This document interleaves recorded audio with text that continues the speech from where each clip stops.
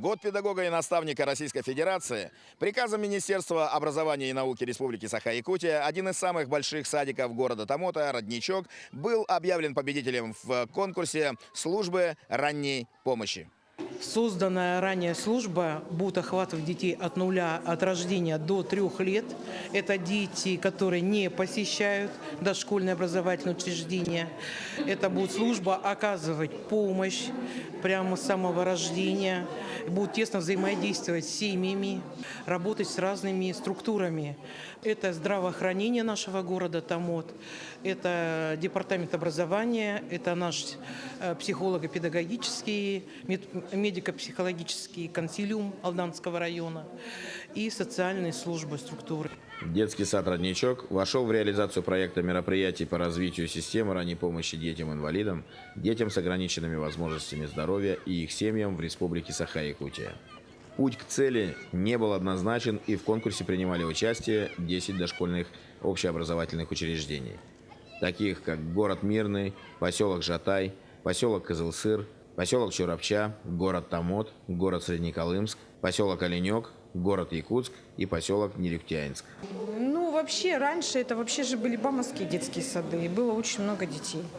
То есть в связи с тем, что сейчас идет большой отток населения, существует программа переселения, очень много людей выехало. Соответственно, детей дошкольного возраста с каждым годом становится все меньше и меньше. Будут приезжать люди, будут дети. Соответственно, все проекты, которые на сегодняшний день нам предлагает республика, район, они будут для нас актуальны. А так, конечно, проект очень интересный. Не все дети раннего возраста, имеющие ограниченные возможности, могут посещать детский сад в силу разных проблем. Поэтому такое решение, служба ранней помощи, она, конечно, помогает детям социализироваться, получать образовательную услугу, коррекционно-развивающую работу. Проводят специалисты, учителя-логопеды, педагоги-психологи, воспитатели, то есть люди, имеющие определенную подготовку.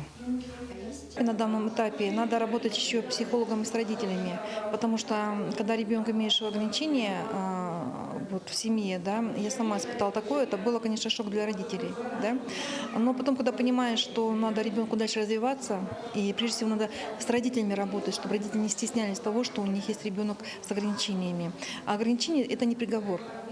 Раннее начало комплексной помощи будет способствовать улучшению состояния здоровья детей, максимальному развитию их реабилитационного потенциала, более высокому уровню их социализации, позволит повысить уровень и качество жизни семей, воспитывающих детей с ограниченными возможностями здоровья и детей-инвалидов. Роман Сливкин, Игорь Тупицын, Ренат Нахиев, Томот, Якутия 24.